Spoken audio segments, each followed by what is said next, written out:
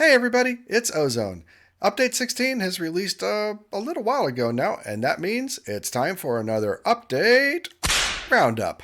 Now, unfortunately, it has been several days since Update 16 released, and I'm very desperately behind the times in getting this video out. You know, I tried to do an update roundup right away. And unfortunately, this time the alignment of stars was just such that, well, I just haven't had any free time to be able to do it. But nevertheless, I feel like it needs to be done, so even if I'm a day late and a dollar short, it's time to do a roundup. Now, unfortunately, there's also been some news come out about inappropriate behavior by the man Iskall himself that has led to him quitting the Hermitcraft server, as well as the Vault Hunter SMP, and several other people in the Vault Hunters community quitting as well. Now, this is all just terrible, terrible news, and I'm actually considering not pursuing Vault Hunters myself. But Vault Hunters is bigger than Iskall. Vault Hunters belongs to the community and the devs just as much now, and so I am moving forward with my update roundup video in spite of all of the news and how I feel about it. So with that said, let's jump in to the update roundup. Now once again, I feel like a bit of a broken record about how long it's been and about how much has changed since the last update. This update was originally going to be Update 15 Part 2. But it was renamed to be Update 16, and this is a move that I wholeheartedly agree with. I find the whole Part 1, Part 2, or Point 1, Point 2, Point 0.05 naming convention of the updates to be confusing and annoying. So I'm really glad that it's just a plain, clean Update 16. Now, this does mean, of course, that the previously announced and planned Update 16 as the last and final patch for Vault Hunters 3rd Edition will be put off until at least Update 17. I never had any really serious belief that Update 16 would be the final update anyway. So we just keep counting on the updates, and if we get to Update 25, for instance, well, that's just where we end up. But again, as usual, it's been over 3 months since the last update, and the patch notes are quite extensive. Now, we have seen many of these features on the Vault Hunter SMP, so if you do watch any of the Vault Hunter SMP streamers, then you've probably also seen some of these new features and have been anxiously waiting for them, honestly. There are so many really good things in this update. I really honestly wish that they would make smaller and more frequent updates, honestly, but well, I'm not on the dev team, and it's not my call to make, of course. So let's jump right on into the latest and greatest changes that are Update 16. And let me just preface this by saying I'm probably not going to get everything in this video. One, because it is rather big, but two, the patch notes are kind of confusing. There is one consolidated patch note for Update 16, but it doesn't go into near the detail that the individual patch notes did for the separate Vault Hunter SMP patches, of which there were at least 2 that I'm aware of. So, with all that said, this is going to be a bit messy, unfortunately, and I'm probably not going to get everything just right. And I'm sorry about that ahead of time. One of the biggest changes is a complete overhaul to the jewel system. It was, well, shall we say, messy. It really encouraged hoarding all kinds of jewels, and honestly, I can totally get behind this idea. I never could have enough storage room for jewels in my own base. One of the changes that has been made is that every jewel is of size 10. These jewels have been in this chest for multiple updates now, and they all got reset to size 10. So the arduous task of finding the right jewels at the right size is over with. It now only boils down to the stats involved, which make all the jewels with multiple items on them that much better. Overall, however, the amount of jewels that you'll find within the vaults has been reduced, and you won't find individual jewels either. Instead, you'll find one of these, a jewel pouch.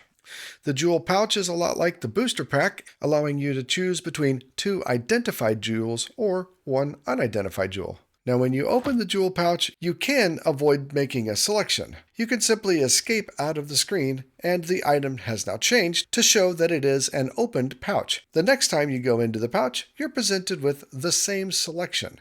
And of course, this adds some NBT data to the jewel pouch, so remember that when putting it into your storage system. Furthermore, the old pal here, the jewel cutting station, no longer works.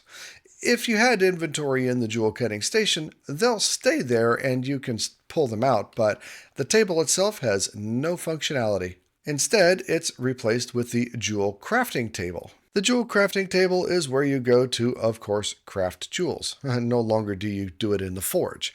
But crafting a jewel now allows you to pick the kind of jewel that you're going to get. And all of these basic types, like your basic affinities, are never going to be found on jewels that you get out of a jewel pouch, and instead can only be crafted through the jewel crafting table. Not having all of the basic types, your basic affinities and whatnot, is going to greatly reduce the amount of clutter that you have in jewels and the amount of jewels that you need to save. Because you can always just go here and make it whenever you want. You don't have to find it and save it. And this is going to clear things up quite a bit. The jeweler expertise also has a new function. This gives you an extra identified jewel within jewel pouches, instead of allowing you to cut the jewels for free. Given that all the jewels are size 10, there is no need to cut anything anymore. So while I have yet to be able to play with this system in place, it really feels like it solves the problem of having thousands of jewels in your storage system.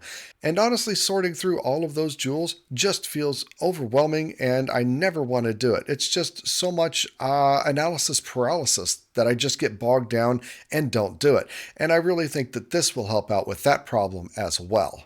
All right, well, moving right along, the durability reduction systems have been completely reworked and adjusted. Previously, there were multiple sources of things that would reduce durability damage. Those have all been consolidated, and now only the chromatic powder trinket can reduce durability loss. Furthermore, that reduction is capped out at 50%. Previously, the unbreakable expertise would add durability reduction. Now it simply increases the cap up to a maximum of 75% durability damage reduction. It doesn't add any sources of durability damage reduction, just reduces the cap. Also previously, the ability of Shell and its specializations for Porcupine and Quill used to have some damage reduction as well, and now that has all been completely removed. Oh, apparently wands and focuses, though, can still have a durability reduction value on them. In general, though, durability of armor, weapons, etc. have had their values increased by 30% to compensate for this lower value in damage reduction that is seen across the board. This is one of those changes that, to me, doesn't seem that important, but maybe in the grand scheme of things, it is. I don't know. Regardless, it's done. Well, now let's head into a vault for some updates here. And starting off, the brazier objective has been updated pretty significantly. Previously, the brazier objective would require a very large number of braziers as you got closer and closer to level 100, up to 20 braziers if I'm remembering correctly, but commonly easily over 10.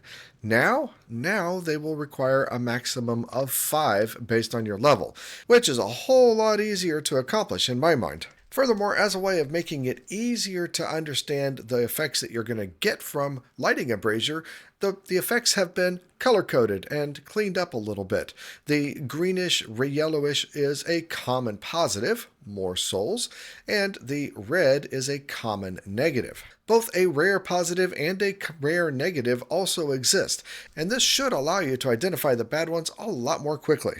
Once you light all of the required braziers, you can still pillage them, but if there is a negative associated with it, it will require vault time. That's the only negative that you can get. According to the patch notes, though, 1 in 8 will be a free pillage, like this one right here. It's just like free parking in Monopoly. Free loot. So all in all, this objective should be a lot easier to do, should be a lot quicker to complete, and should, in general, be more clear. There have also been a few modifiers that have been added, and if you get the injured modifier, a negative modifier, it used to reduce 2 hit points or 1 full heart. Well, now it reduces 10% of your total health, which can be quite significant. It really helps to balance it out as you get more and more hearts into the late game. You know, it could be very easy to get 25 hearts or something, so losing 10% I think makes a lot of sense. Another really big change related to vaults is a complete revamp of all of the challenge rooms. This means the dragon room, the village room, the X room, and the puzzle room are now completely revamped, and most of them are no longer in the game. Instead, you have something like this. This one is the lab. It's a rather neat room, definitely. I like the new design, but in the middle you have something like this. You can choose to start the challenge, and you can choose what happens when you complete the challenge. In this case, we get 10 ornate chests, or in this case, we get 10 living chests. Now, when you start the challenge, you will be locked into the room. There will be doors that close on the hallways out, and so it's a do or die situation. In this particular challenge room, you fight elite monsters. So I say, let's go get it. Let's pick ornate chests and get it started. There's the doors closed behind us. Oh, right, I'm still in peaceful mode. And so the elite monster was automatically defeated. Yay, good me! And here are our 10 ornate chests. Okay, let's see if I can find another one and show the actual monster. Yay, I managed to find another one. This one has a slightly different coloring scheme, but it seems to be very similar in nature. Let's choose living chests this time. And okay, doors are closing, and there is our elite monster. Elite Wither Skeleton, 5,000 hit points. Goodness gracious. It's a good thing I've given myself a boatload of strength. Nicely done. There's our living chest, and the doors are once again open. Now, I'm sure that Wither Skeleton has lots of tricks up its sleeve that we didn't get to show here, and I guess you'll just have to figure it out on your own, won't you? 5,000 hit points, though? Whew, that is nothing to sneeze at for sure. And I am just getting super lucky with these challenge rooms. Well, as you can see, the old X room is still in the game. And unlike the other challenge room before, there is nothing around that lets you initiate the challenge. No, you're supposed to dig for it. So let's dig a little bit and see what we can find. Well, unlike before, you can see that we are in a little tube encased in bedrock. So that, all right. Now we are down at the bottom, and it looks like we can initiate the challenge. I don't see any way to select, so I wonder what happens. Let's start it out and see. Oh, it looks like we got lucky. It very much is like the old X room, where you either get lucky or you get unlucky, and it looks like these are quite lucky indeed. Rare plus gear floating all over the place, and it is no longer exclusively ornate chests. As we can see, we've got some living chests here, but otherwise the layout seems the same. I really like it though. I'm going to have to find another one though to see if I can see what the challenge is once we get it started, huh? It's another X room. Let's see if we get the other challenge in this one.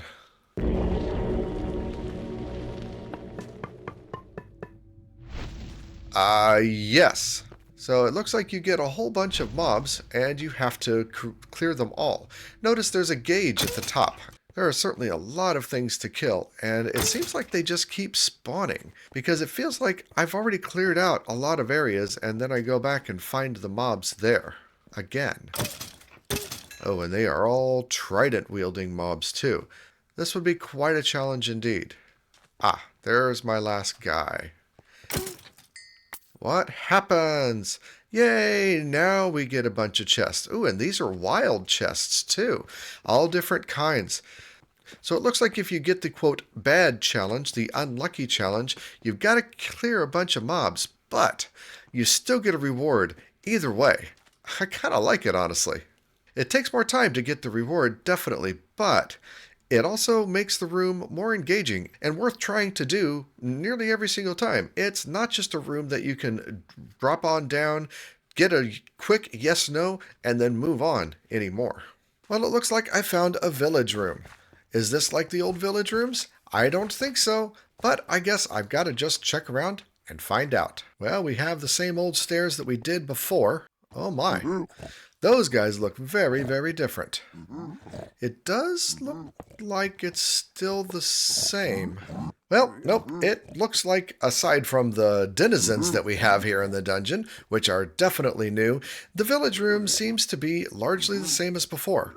I was under the impression that it wasn't even going to be included anymore. But, I guess I'm proven wrong, huh?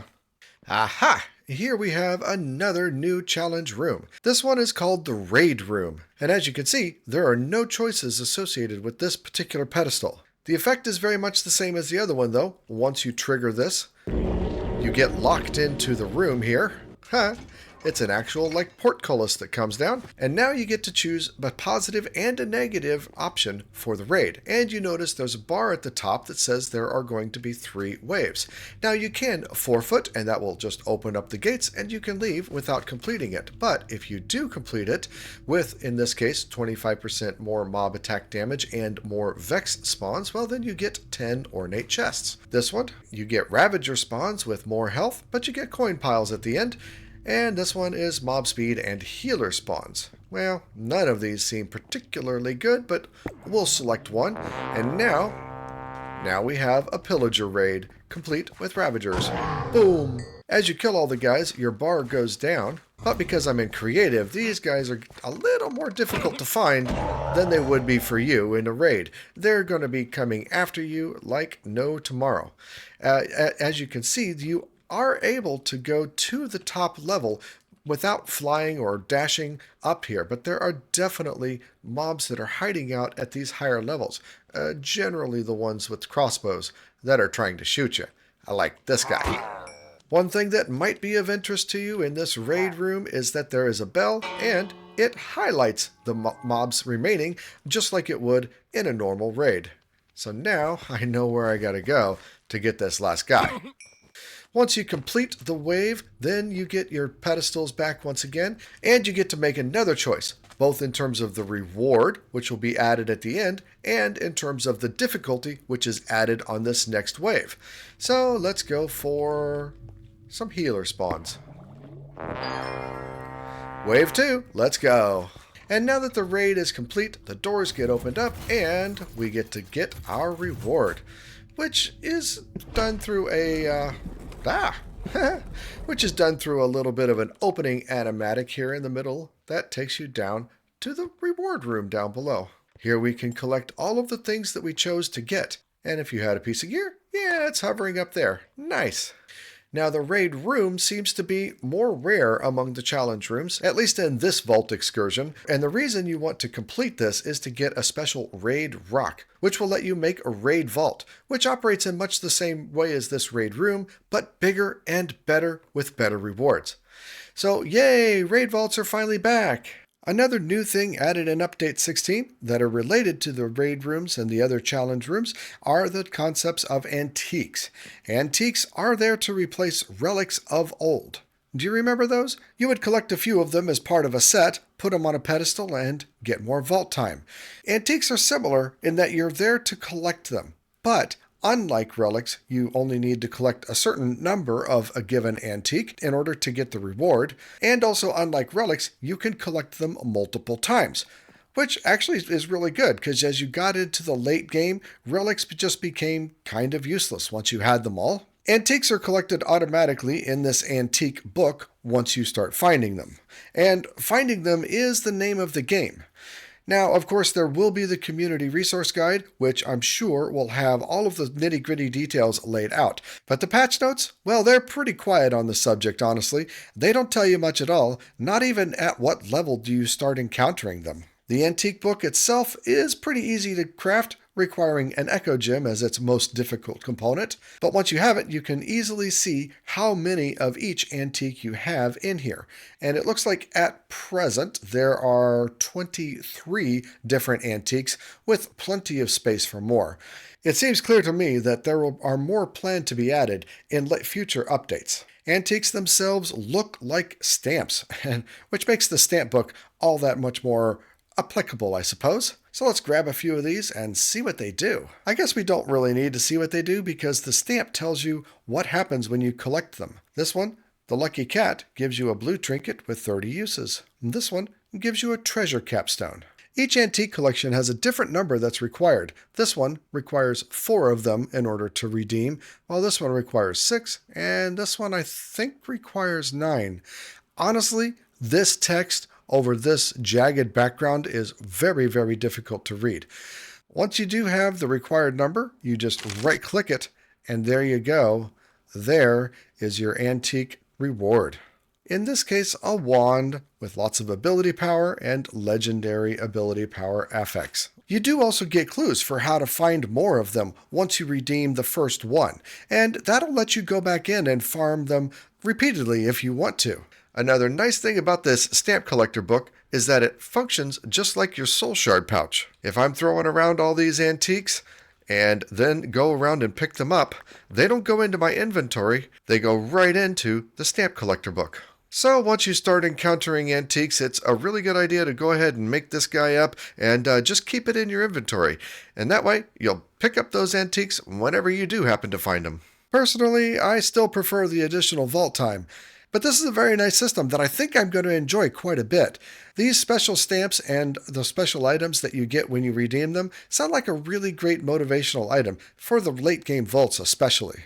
In addition to antiques, there are also uniques. And I don't know about you, but I got these things confused as I was reading the patch notes, and it took a little bit of playing around to figure out that these things are different. Now, unfortunately, there's nothing really I can do to show you these guys.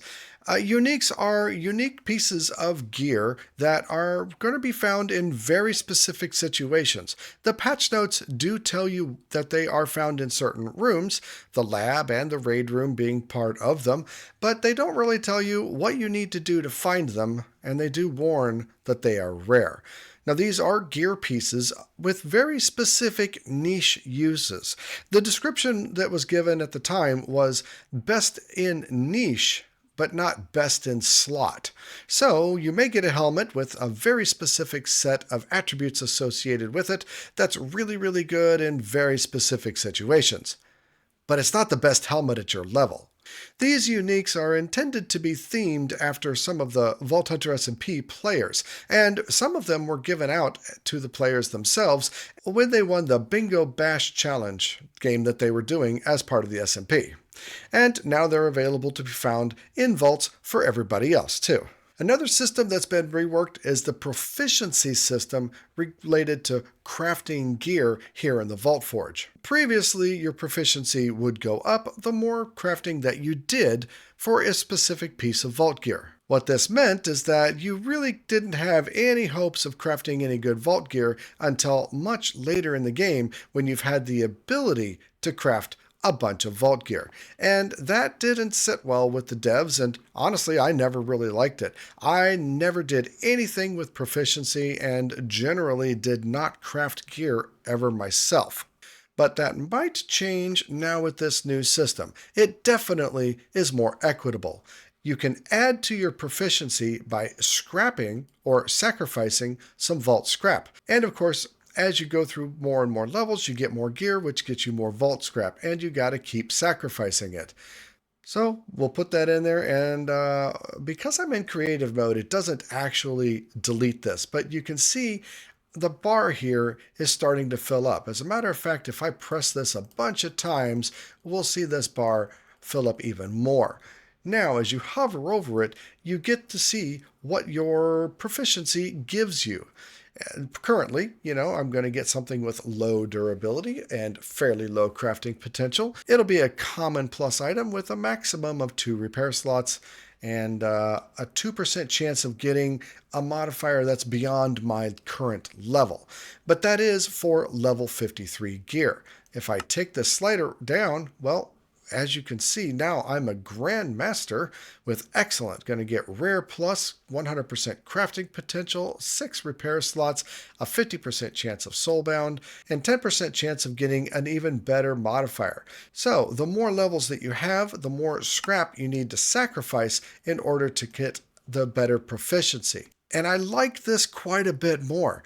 As a low level, it doesn't take nearly as much scrap sacrificed to get some good crafting potential and therefore better gear pieces than it does at a higher level. And this makes absolute sense to me in terms of the game. Like I said, As you progress in the game, you keep getting gear, you keep scrapping gear, and the vault scrap just kind of builds up in your storage system, right?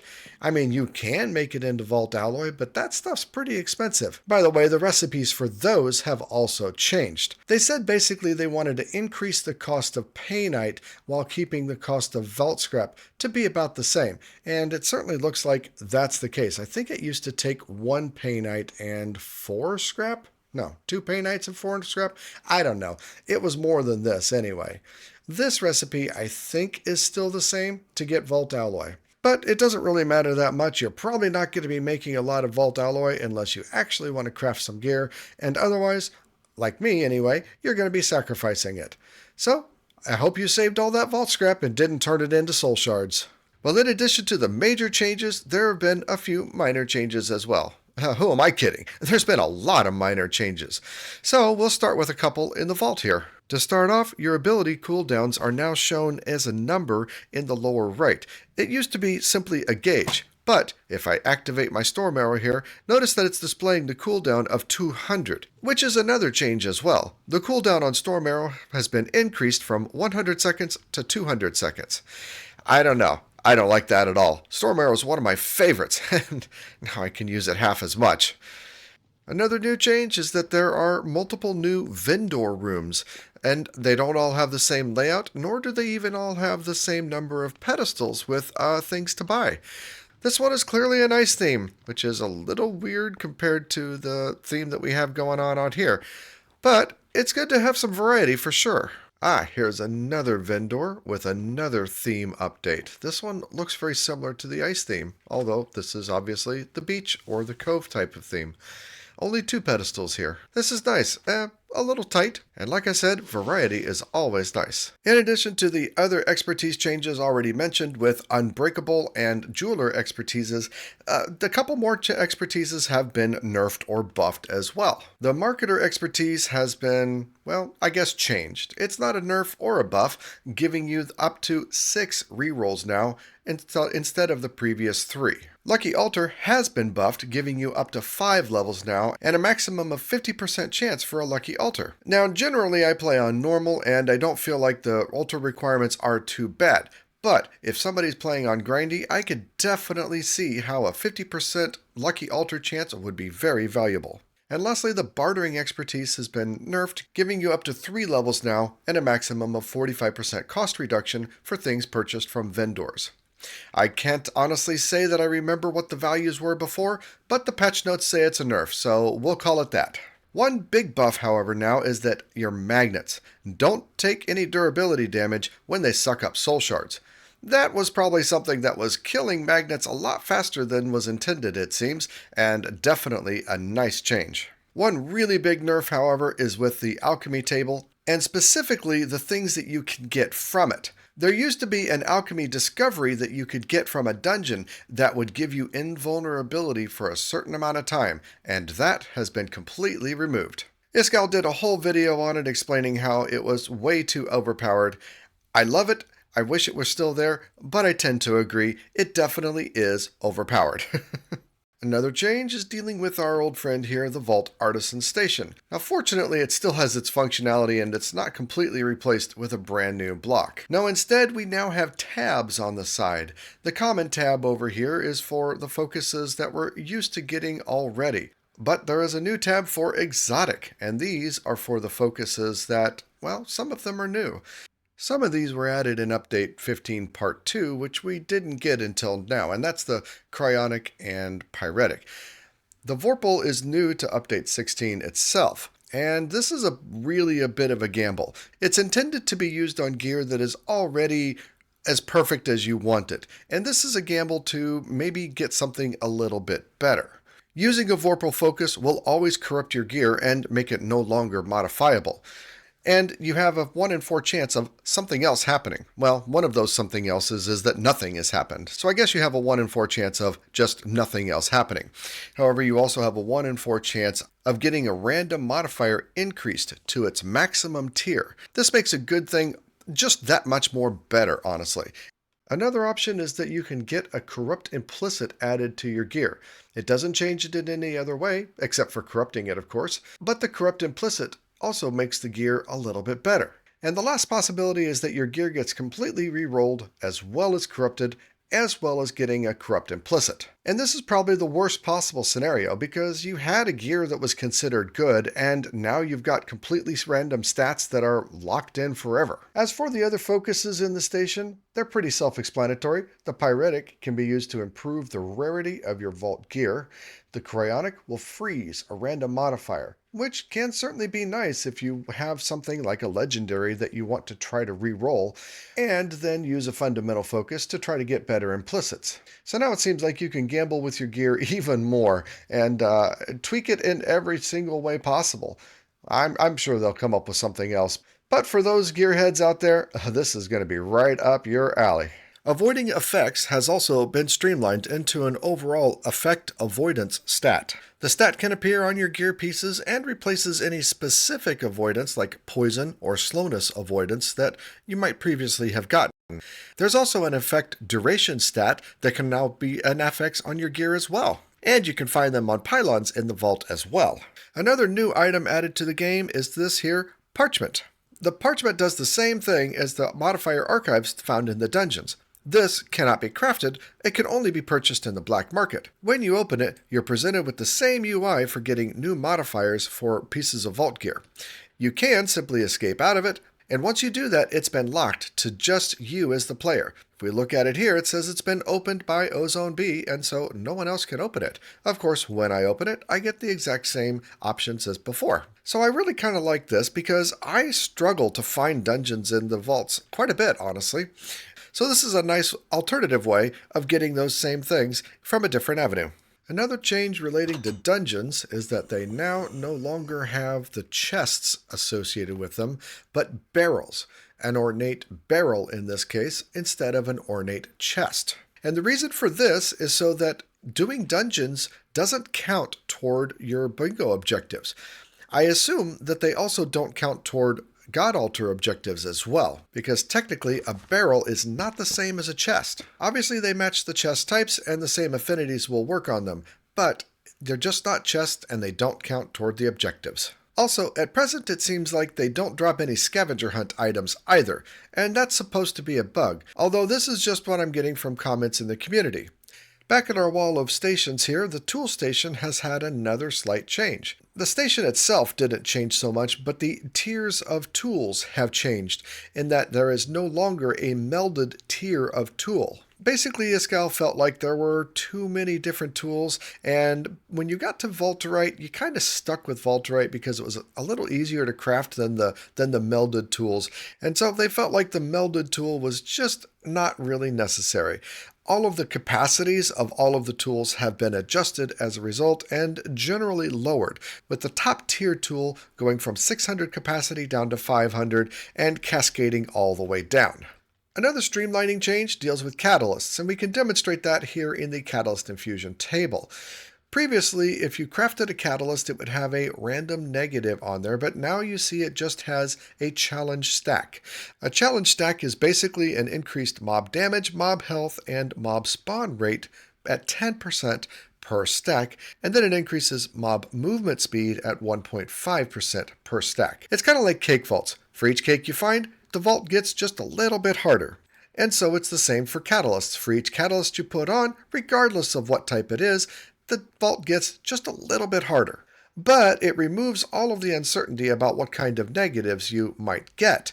With the random negatives, sometimes you would get worse negatives than others. For instance, Soulless is one of those negatives that I feel is really not that bad, because I'm not usually interested in getting soul shards. But Ethereal or something like that is super, super bad. And I'm not even sure those modifiers can be applied through catalysts anyway anymore, but you get the point. Not all bad modifiers are equal. But now they are, thanks to challenge stacks. And there's a whole bunch of miscellaneous little bitty changes and fixes that I don't really feel like I have the time to go into, or that probably aren't even worth going into each as an individual item. But I stand by with what I started out saying. This patch is huge, and there's been a ton of changes. Unfortunately, one of those changes now also has to do with whether Iskall is going to continue to be involved, or actually whether there is a future for Vault Hunters in general at all. I have to believe that there is, but unfortunately it is just going to take a lot of time. But I also sincerely hope that the Vault Hunters community will be able to move on, and that the Vault Hunters mod pack itself will continue to have life beyond this event. If you've been living under a rock and you really have no idea what's going on, there's a really good video out there that talks about it in a very matter-of-fact fashion that is basically a news story and not an opinion piece. I'll link that in the description below, but it's a worthwhile thing to watch if you really have no idea what I'm referring to. And with that all being said, I guess I'll say thanks for watching till the end of the video. There's so much chaos going on right now, with the patch notes being all over the place, with the dev team in chaos, and honestly with my own life in chaos right now, that this video has taken quite a long time and quite a lot of effort to put together. But it is a passion project, and I really hope that you found it useful and found some good information from it. If you did, please consider giving the video a like, subscribe, share, whatever, all the good YouTube stuff. I really appreciate it. I guess now more than ever, it's worthwhile to remind everybody to be excellent to each other. These are trying times, and being excellent to each other is what's going to help us get through it. So for now, I'll say it one last time. Be excellent to each other. I'm out.